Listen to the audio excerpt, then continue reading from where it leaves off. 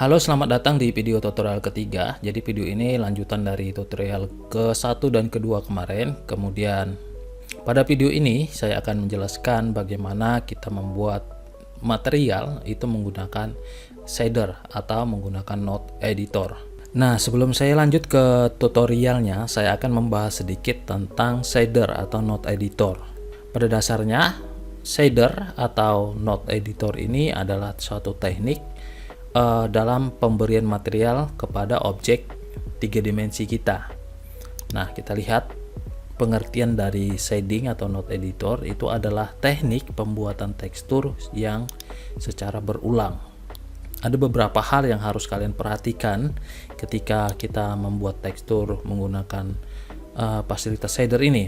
Yang pertama itu, di shader itu ada yang namanya plug. Kita harus kenal plug itu titik-titik ini ya. Jadi titik-titik ini atau terminalnya lah, ibaratnya seperti itu. Itu pasangannya yang hijau itu hanya dipasangkan dengan yang berwarna hijau. Jadi yang berwarna hijau itu terbatas untuk pasangannya. Kemudian plug yang bertolak belakang atau bertolakan atau tidak bisa terhubung itu akan ditandai dengan kabelnya akan menjadi warna merah dan objeknya itu akan berubah menjadi warna pink. Contohnya di gambar ini. Nah, di bagian sini warnanya warna merah karena ini warna hijau kita hubungkan ke warna kuning. Jadi dia warna kabelnya warna merah, kemudian objeknya warna pink. Itu artinya dia tidak dapat terhubung ya atau bertolakan. Kemudian plug warna biru itu fungsinya itu untuk mengatur koordinat tekstur ya, warna biru. Kemudian displacement itu untuk membuat efek timbul pada tekstur. Oke. Nah, biar lebih jelas lagi kita akan langsung masuk ke tutorialnya. Saya masuk ke project Blender kita yang kemarin. Nah, di sini kita sebenarnya sudah memberikan material ya. Kita sudah ada material di di bantalnya. Nah, sekarang kita tinggal rapikan saja ya. Nah, untuk masuk ke shader itu saya menggunakan, kalian bisa menggunakan ini juga sih sebenarnya. Tampilan layout ini bisa, tinggal kita ganti jadi 2 saja. Seperti ini ya. Kemudian di bagian kiri itu kita ubah tampilannya jadi tampilan shader editor. Nah, ini kita tutup, kemudian bagian sini biar lebih gampang kita ubah jadi render atau material ya. Saya pilih material saja. Nah, sebelumnya saya tambahkan satu plane. Nanti plane ini akan saya berikan contoh juga. Oke, ini saya kira-kira seperti inilah ya. Nah, ini saya naikkan sedikit. Oke. Nah, kira-kira seperti ini. Jadi saya akan menambahkan material lantai pada plane ini. Jadi material yang akan saya gunakan itu adalah material kayu ya. Wood ini ya. Wood floor. Nah, saya akan pakai ini. Jadi yang nanti gambar yang akan kita pakai itu 1 color, kemudian 2 normal, kemudian yang ketiga itu roughness. Jadi ada 3 file ini saja yang kita pakai ya. Jadi kita mulai tutorialnya. Pertama yang harus kita lakukan adalah kita harus unwrapping plane ini ya. Masih ingat kan di tutorial yang kedua? Ini kita masuk ke edit mode, kemudian blok semuanya ya, plane ini khusus plane saja ya. Kemudian pilih UV, kemudian pilih unwrap. Sudah. Kemudian berikutnya kita akan bikin material baru. Jadi kita mulai dari sini saja. Ya, kita bikin material baru atau slot material baru. Oke, kemudian saya beri nama misalnya tekstur lantai. Ya. Nah, saya enter. Lalu ketika saya sudah membuat satu slot ya, sorry ini namanya bukan lantai kurang N. Nah, ketika saya sudah membuat satu slot tekstur baru, di bagian node editornya sudah muncul seperti ini. Nah, ya sudah muncul seperti ini. Ini namanya adalah Principal BSDF. Jadi Principal BSDF ini akan secara otomatis tampil seperti ini ketika kita membuat material baru ya, atau slot material baru gitu. Jadi Principal BSDF itu adalah material standarnya dari Blender gitu, atau bisa dikatakan juga ini sebagai material PBR-nya dari Blender seperti itu. Nah, sekarang langkahnya bagaimana cara kita memasukkan tekstur wood floor yang tipenya color ini ke dalam objek kita. Caranya adalah kita di bagian sini kita tambahkan node baru. Ini namanya node ya. Yang ini namanya node. Ini node principal, ini node material output. Ya, ini kabelnya, yang sini kabelnya. Oke. Nah, caranya itu kita bisa melalui sini add atau tekan shift A di keyboard sama. Atau dari sini bisa. Dari base color. Kita klik di warna kuningnya. Nah, di sini. Ya, ada input, tekstur, color sama converter. Sama juga tipenya input ya. Cuma di sini agak lebih banyak. Oke ya. Nah, shift A, kemudian saya pilih tekstur, kemudian saya pilih image tekstur. Karena kita akan masukkan gambar. Yang ini tadi, yang ini, gambar yang ini ya. Oke. Nah, kemudian saya open, cari gambar wood floor tadi yang versi tipenya itu color. Kemudian di bagian color space itu saya biarkan saja sRGB, kemudian ini saya hubungkan ke base color. Nah, jadi di bagian sini sudah muncul tuh ya. Nah, berikutnya kita akan mengatur ukuran ya. Ini sewaktu-waktu kita mau atur ukuran nih ya. Ukuran dari papannya, kemudian lebarnya seperti apa, kemudian posisinya seperti apa, itu bisa kita atur sebenarnya. Jadi caranya kita tambahkan dua node baru ya. Yang pertama kita shift A dulu, kita tambahkan di input itu tekstur koordinat, klik, jadi satu baru tekstur koordinat. Nah, tekstur koordinat ini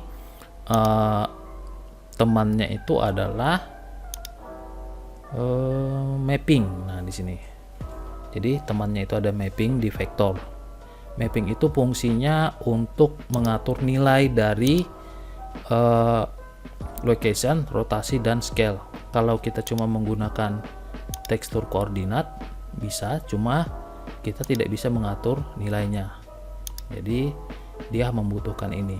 Nah, cara menghubungkannya gimana? Ini UV kita hubungkan ke bagian vektor, kemudian vektor itu kita hubungkan ke vektor. Nah, ini jadi di sini kita bisa atur nih, tuh ya. Saya bisa atur ukurannya, kemudian saya bisa atur bagian Y-nya nih tuh. Kalau misalnya terlalu besar ya kita kecilkan aja. Nah, seperti itu. Kalau ini rotasi sama posisinya tuh. Saya mau posisinya gimana sih ya, jadi bisa kita atur. Ini saya kembalikan lagi. Nah, itu ini untuk mengatur koordinat ya, koordinat dari tekstur. Kemudian berikutnya itu kita akan membuat tekstur ini tampak lebih nyata lagi. Ini kan sudah nih, cuma masih belum terlalu real ya. Ini saya naikkan sedikit ya, biar tidak terlalu nampak sekali bayangannya. Oke, saya jauhkan. Oke, segitulah ya. Nah, kemudian saya tambahkan satu material baru lagi atau node baru lagi. Kita akan masukkan yang normal ya.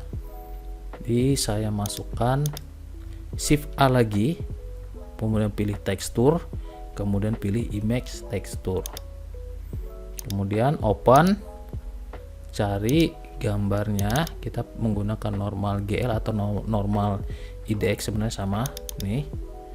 Kemudian di bagian color space itu kita rubah jadi non color ya, kita pilih jadi non color. Kemudian normal ini ada pendampingnya juga sama seperti yang ini tadi. Jadi kita tambahkan namanya itu normal map.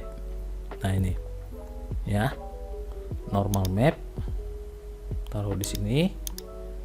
Kemudian color kita hubungkan dengan color. Kemudian normal itu kita hubungkan dengan normal. Oke, nah ini jadi kita bisa lihat perbedaannya ya.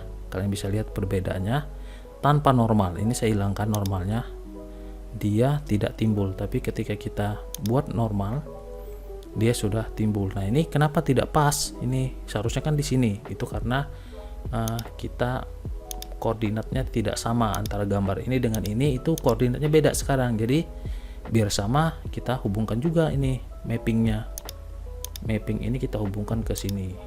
Oke, nah ini baru sama ya. Jadi koordinat antara gambar normal color dengan gambar color dengan yang normal ini sudah sama karena koordinatnya tadi satu source dia di sini ya. Jadi kalau saya rubah di sini itu otomatis di sini juga akan berubah. Oke, nah ini dia sudah timbul. Sebenarnya gambarnya tidak timbul, tapi karena kita tambahkan normal map dia jadinya timbul ya. Ini bisa kita atur nih ke kekuatan timbulnya. Nah itu seperti itu. Wow, lihat semakin nampak real ya. Oke, ini saya turunkan dikit aja. Oke, segitulah.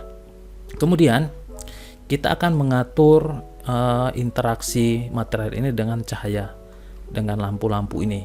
Jadi kita tambahkan yang namanya roughness ya. Jadi saya bikin lagi nih node baru, lagi. Caranya Shift A ya. Kemudian tekstur, image tekstur ya, image tekstur ini. Saya letakkan di sini, masukkan gambar roughness-nya. Ini saya masukkan roughness. Mana roughness? Oh ini. Nah, ini kemudian seperti biasa di sini colornya kita ubah jadi non color. Ya, jadi dua ini roughness dengan normal itu color space-nya itu non color.